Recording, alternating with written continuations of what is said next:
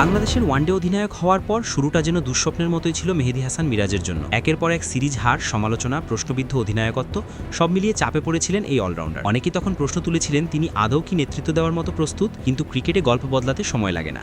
পাকিস্তানের বিপক্ষে সিরিজের জন্য নতুন এক মিরাজকে দেখল বাংলাদেশ। দুর্দান্ত বোলিং, সাহসী সিদ্ধান্ত আর দলকে জয়ের পথে নিয়ে যাওয়া, সব মিলিয়ে সমালোচনাকে জবাব দিয়েছেন মাঠেই। তাহলে কিভাবে বদলে গেল মিরাজের, চলুন জেনে নেই বিস্তারিত। বাংলাদেশ ওয়ানডে দলের অধিনায়ক হিসেবে দায়িত্ব নেওয়ার পর কঠিন এক সময় পার করতে হয়েছে মেহেদী হাসান মিরাজকে। তার নেতৃত্বে প্রথম 3টি সিরিজেই হারতে হয়েছে বাংলাদেশ ন্যাশনাল ক্রিকেট টিমকে। ওয়েস্ট ইন্ডিজ, শ্রীলঙ্কা এবং আফগানিস্তানের মতো দলের বিপক্ষে পরাজয় সমর্থকদের হতাশ করেছে। একই সঙ্গে বেড়েছে মিরাজের উপর চাপ। অধিনায়কত্বের পাশাপাশি তার ব্যক্তিগত পারফরম্যান্স নিয়েও শুরু হয় সমালোচনা। ক্যাপ্টেন হিসেবে প্রথম 3 সিরিজে মোট 9টি ম্যাচ খেলেও মাত্র 9টি উইকেট পান মিরাজ। এমনকি টানা 3 ম্যাচে ছিলেন উইকেট শূন্য। অনেকেই তার বোলিং পরিবর্তন এবং রক্ষণাত্মক ক্যাপ্টেন্সিকে প্রশ্নবিদ্ধ করেন। ব্যাটিংয়েও দেখা যায় পরিবর্তন। অধিনায়ক হওয়ার পর হঠাৎই ব্যাটিং অর্ডারে উপরে উঠে আসেন তিনি, কিন্তু সেই সিদ্ধান্ত খুব একটা কার্যকর হয়নি। ব্যাট হাতে তার স্ট্রাইক রেটও কমে যায়, ফলে সমালোচনার মাত্রা আরও বাড়ে। তবে ধীরে ধীরে পরিস্থিতি বদলাতে শুরু করে। দেশের বাইরে 3 সিরিজ হারার পর ঘরের মাঠে ওয়েস্ট ইন্ডিজকে হারিয়ে অধিনায়ক হিসেবে প্রথম সিরিজ জয়ের স্বাদ পান মিরাজ। এরপর আসে পাকিস্তান সিরিজ, যা ছিল মিরাজের জন্য সত্যিকারের অগ্নিপরীক্ষা।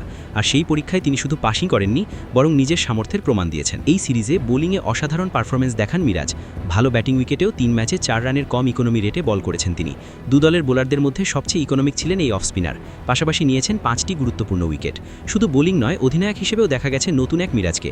দলের প্রয়োজনে আবারও ব্যাটিং অর্ডারে 7 নম্বরে ফিরে যান তিনি। এছাড়া শক্তিশালী পেস আক্রমণ গড়ে তুলতে একাদশে 3 পেসার রাখার সাহসী সিদ্ধান্ত নেন। মাঠে তার একটি সাহসী সিদ্ধান্ত ছিল গুরুত্বপূর্ণ রান আউটের সুযোগ তৈরি করা। এতে দলেও তৈরি হয়েছে ইতিবাচক বার্তা। ক্যাপ্টেন নিজে সামনে থেকে নেতৃত্ব দিচ্ছেন। এই সিরিজে দলের সিনিয়র ক্রিকেটার লিটন দাস এবং নাজমুল হোসেন শান্তকে নিয়ে গুরুত্বপূর্ণ সিদ্ধান্ত নেন তিনি। এসব সিদ্ধান্তের ফলও পেয়েছে দল। ফলাফল, পাকিস্তানের বিপক্ষে সিরিজ জয়। বর্তমানে বাংলাদেশের ওয়ানডে অধিনায়ক হিসেবে মিরাজের মেয়াদ রয়েছে চলতি বছরের জুন মাস পর্যন্ত। পাকিস্তান সিরিজের আগে তার নেতৃত্ব নিয়ে নানা আলোচনা শুরু হলেও এই জয়ের পর আপাতত সেই আলোচনা থেমে গেছে। তবে সামনে আরও বড় চ্যালেঞ্জ অপেক্ষা করছে। এপ্রিল থেকেই শুরু হচ্ছে নিউজিল্যান্ড সিরিজ। সেখানে দলকে জেতাতে হলে মিরাজকে আবারও দেখাতে হবে নেতৃত্ব এবং পারফরমেন্সের সমন্বয়। বিশেষ করে ব্যাটিংয়ে বড় শট খেলার দক্ষতা বাড়াতে পারলে দলের দুর্বলতাও অনেকটাই কাটিয়ে উঠতে পারবে বাংলাদেশ। সবকিছু ঠিক থাকলে ভবিষ্যতে বড় টুর্নামেন্টে বাংলাদেশের নেতৃত্ব দেওয়ার স্বপ্ন বাস্তব হতে পারে মেহেদী হাসান মিরাজের। আর তখন হয়তো আজকের এই কঠিন সময়গুলোই হয়ে থাকবে তার সাফল্যের গল্পের শুরু।